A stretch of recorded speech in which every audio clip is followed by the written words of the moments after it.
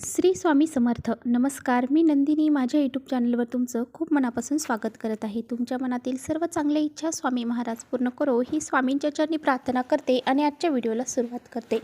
तर पहा, उद्या आहे वार शुक्रवार आणि या दिवशी आलेली आहे मौनी अमावस्या. आणि ह्या अमावस्येला मौनी अमावस्या त्याचबरोबर दर्श अमावस्या असंही म्हटलं जातं.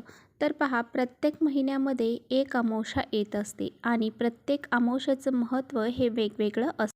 मौनी अमावस्येला ऋषीमुनी जे आहेत तर ते मौन धारण करत असतात आणि आपल्या सर्वसामान्य माणसाला या दिवशी मौन धारण करणं शक्य नाही.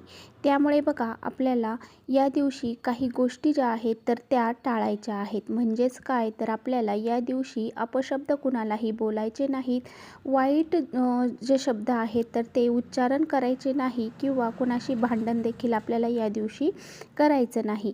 आणि जर समोरून कोणी तुमच्याशी भांडायला आलं तरीसुद्धा आपल्याला शांतता ठेवायची आहे. म्हणजे त्याला प्रत्युत्तर द्यायचं नाही आणि कोणत्याही प्रकारचा वादविवाद करायचा नाही. तर ह्या सर्व गोष्टी ज्या आहेत तर या दिवशी जर आपण पाळल्या तर मौन व्रत केल्याचं पुण्य जे आहे तर ते आपल्याला या दिवशी प्राप्त होत असतं. आणि त्याचबरोबर बघा, आपल्याला काही उपाय आपल्या घरामध्ये हे करायचे आहेत. आपल्याला अन्नपूर्णा देवीला अशी ही एक वस्तू अर्पण करायची आहे, ज्यामुळे बघा आपल्या जीवनामध्ये जे काही संकट, दारिद्र्य, अडचणी आहेत तर त्या नष्ट होऊन जातील. आपला रात्रीतून भाग्योदय होईल असा हा अत्यंत प्रभावशाली उपाय आहे आणि 7 पिढ्या आपल्याला कशाचीच कमी पडणार नाही. तर असा हा एक प्रभावशाली उपाय आजच्या व्हिडिओमध्ये मी तुमच्याशी शेअर करणार आहे. त्यामुळे व्हिडिओ कुठे स्किप न करता शेवटपर्यंत नक्की बघा, जेणेकरून तुमच्यापर्यंत योग्य ती माहिती पोहोचेल. आपल्या चॅनलवरती जर तुम्ही नवीन असाल तर चॅनलला लगेच सबस्क्राईब करा आणि असेच माहितीपूर्ण व्हिडिओ पाहण्यासाठी बेल आयकॉनलाही प्रेस करा. म्हणजे मी जेव्हा नवीन व्हिडिओ अपलोड करेन त्याचं नोटिफिकेशन सर्वात अगोदर तुम्हाला मिळेल आणि तुम्ही एकही व्हिडिओ मिस करणार नाही. तर पहा, अन्नपूर्णा म्हणजे संपूर्ण अन्नाने भरलेली देवी. तर अन्नपूर्णा देवी जी आहे तर ती दुसरी तिसरी कोणी नसून ती माता पार्वतीचाच एक अवतार आहे. ही देवता जी आहे तर ती आपल्या हिंदू धर्मामध्ये अतिशय महत्त्वाची मानली जाते. असं म्हटलं जातं की ज्या घरामध्ये अन्नपूर्णा देवीची पूजा केली जाते त्या घरामध्ये कधीच धन, धान्य, ऐश्वर्य, संपत्ती हे कमी पडत नाही. तसेच आपण जे काही अन्न बनवतो ते बनवल्यानंतर आपल्याला कोणत्याही प्रकारचे आजारपण उद्भवत नाही. त्याचबरोबर अन्नपूर्णा मातेची पूजा केल्याने आपल्या कुटुंबामध्ये आपल्याला कशाचीही कमतरता भासत नाही. यामुळे आपल्याला या अशा विशिष्ट तिथीवरती अन्नपूर्णा मातेची पूजाही करायची असते. तर पहा, आपल्याकडून जर अन्नपूर्णा मातेची कोणत्याही प्रकारची सेवा किंवा उपाय झाले नसतील तर आपल्याला आवर्जून अमावस्येच्या दिवशी काही तिथी असतात पहा, अमावस्या, पौर्णिमा, शुक्रवार, मंगळवार या दिवशी अन्नपूर्णा मातेची आपल्याला पूजा अर्चा करायची असते.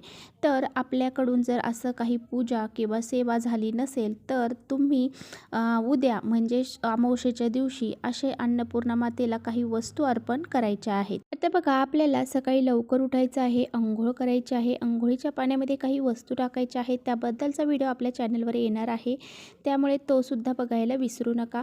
तर अशा काही गोष्टी अंघोळ केल्याच्या नंतर आपल्याला देवपूजा करून घ्यायची आहे आणि त्यानंतर पहा, आपल्याला अन्नपूर्णा मातेची पूजा सेवा कशी करायची आहे. आता आपल्याला काय करायचं आहे तर देवघरातील दिवा हा आपल्याला प्रज्वलित करून घ्यायचा आहे, धूप दीप लावून घ्यायचा आहे आणि त्यानंतर एक ताम्हण आपल्याला घ्यायचं आहे. ते तुम्ही पितळाचं घ्या, स्टीलचं घ्या, कोणतंही घ्या. आणि त्यानंतर आपल्याला एक तांब्याचा कलश स्वच्छ पाण्याने आपल्या जे स्वयंपाकघर आहे तिथून भरून घ्यायचा आहे. आणि त्यानंतर आपल्याला त्या ताम्हणामध्ये एक हळदीच्या आणि कुंकवाच्या सहाय्याने स्वास्तिक काढायचं आहे आणि त्यावरती थोड्याशा अक्षता टाकायच्या आहेत आणि त्यावरती अन्नपूर्णा मातेची आपल्याला मूर्ती ठेवायची आहे आणि त्यानंतर आपल्याला तिच्यावरती अभिषेक करायचा. आपल्याला जे स्वच्छ पाणी आपण तांब्यामध्ये भरून घेतलेलं आहे त्या पाण्याने 11 वेळा ती जी अन्नपूर्णा मातेची मूर्ती आहे तिच्यावरती अभिषेक करायचा आहे. अभिषेक करत असताना ओम अन्नपूर्णाय नमः, ओम अन्नपूर्णाय नमः असं मंत्र म्हणत आपल्याला तिच्यावरती अभिषेक करायचा आहे. त्यानंतर ती मूर्ती उचलून घ्यायची आहे, स्वच्छ कपड्याने पुसून घ्यायची आहे आणि ताम्हणातलं पाणी जे आहे तर ते आपल्याला एखाद्या झाडाला ओतून द्यायचं आहे. आता हे जे ताम्हण आहे तर ते स्वच्छ पुसून घ्यायचं आहे. त्यानंतर आपल्याला त्या ताम्हणामध्ये परत एकदा हळदी कुंकवाने स्वास्तिक काढायचं. यानंतर आपल्याला ताम्हणामध्ये स्वास्तिक आहे तर त्या स्वास्तिकवरती एक छोटीशी वाटी ठेवायची आहे आणि त्या वाटीमध्ये आपल्याला अन्नपूर्णा मातेची मूर्ती ठेवायची आहे. किंवा तुम्ही वाटी न घेता डायरेक्ट ती मूर्ती स्वास्तिकवर ठेवली तरी चालेल. आता पहा ही जी मूर्ती आहे तर ती तिथे ठेवल्यानंतर आपल्याला एका वाटीमध्ये किंवा मग जी काही प्लेट असेल त्याच्यामध्ये तांदूळ घ्यायचे आहेत वेगळे आणि त्यामधून आपल्याला मुठभर तांदूळ आपल्या हातामध्ये घ्यायचे आहेत आणि ते आपल्या अन्नपूर्णा मातेवरती आपल्याला मुठीनेच तांदूळ हे मस्तकावरती टाकायचे आहेत आणि डोक्यावरती टाकल्यानंतर आपल्याला ते तांदूळ टाकत असताना ओम अन्नपूर्णाय नमः ओम अन्नपूर्णाय नमः या मंत्राचा जप करत ते तांदूळ टाकायचे आहेत. आणि त्याचबरोबर पहा ते तांदूळ तिच्या खांद्यापर्यंत येतील एवढे तांदूळ आपल्याला त्या अन्नपूर्णा मातेवरती टाकायचे आहेत. आता पहा जेव्हा आपण हे तांदूळ तिच्यावरती अर्पण करणार आहोत तेव्हा ते मोजायचे नाही.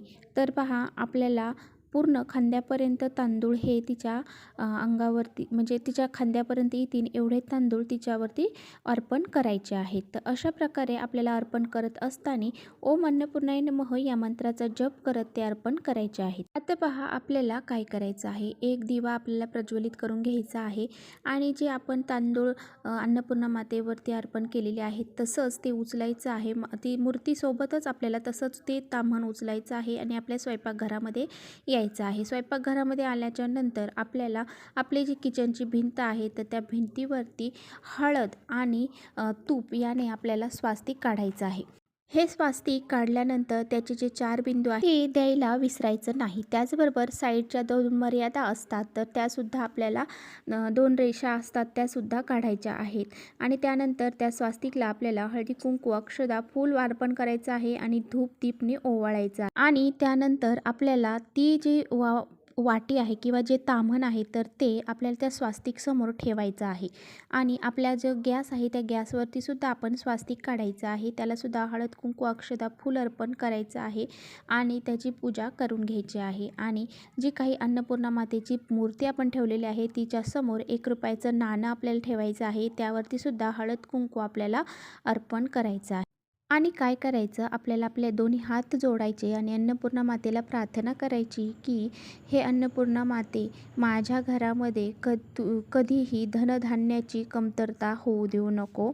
आणि अशी प्रार्थना आपल्याला अन्नपूर्णा मातेला मनोभावे करायची आहे. आणि त्यानंतर पहा तुम्ही थोडा वेळ ते तिथं ठेवून नंतर उचलून घेतलं तरी चालेल. आणि त्यानंतर जे काही आपल्या स्वयंपाकघराची जी उत्तर दिशा आहे तर त्या दिशेला हा दिवा आणि ही अन्नपूर्णा मातेची मूर्ती आपल्याला पूर्ण दिवसभर उद्या तशीच ठेवायची आहे. रात्रभर ठेवायची आहे आणि नंतर सकाळी उचलायची आहे. आता पहा जे आपण धान्य अर्पण केलेलं आहे तांदूळ अर्पण केलेले आहेत देवीवरती तर आपल्याला त्यातले थोडेसे तांदूळ हे दुसऱ्या दिवशी म्हणजे शनिवारी थोडेसे तांदूळ घ्यायचे आहेत काढून आणि तो जो ₹1 नाणं आहे ते घ्यायचं आहे. लाल कपड्यामध्ये बांधायचं आहे. ते आपल्या तिजोरीमध्ये ठेवायचं आहे किंवा मग आपला जो व्यवसाय असेल तर व्यवसायाच्या ठिकाणी जो गल्ला त्यामध्ये ठेवायचं आहे किंवा आपल्या पर्समध्ये नेहमी आपण जी पर्स पैशाची वापरतो त्यामध्ये ठेवलं तरी चालेल. आणि पहा जर तुमच्याकडे अगोदरच एक पोटली आपल्या पर्समध्ये किंवा तिजोरीमध्ये असेल तर मग तुम्ही असं न ठेवता थोडेसे तांदूळ घ्यायचे आहेत ते थोडेसे पक्ष्यांना खाऊ घालायचे आहेत आणि थोडेसे तांदूळ आपल्या नेहमीचे जे तांदूळ साठवतो त्यामध्ये टाकायचे आहेत. आणि नंतर एका वाटीमध्ये थोडेसे तांदूळ घेऊन ते आपल्याला अन्नपूर्णा माते त्यामध्ये स्थापन करून आपल्या देवघरामध्ये ठेवायचे आहे. तर पहा ही एक सेवा आहे आणि ही सेवा आपल्याला उद्या आवर्जून करायची आहे. ह्या सेवा जर आपण केल्या तर आपल्या घरामध्ये धनधान्य नेहमी भरभरून राहील. आपल्या घरामध्ये कधीच कमी पडणार नाही.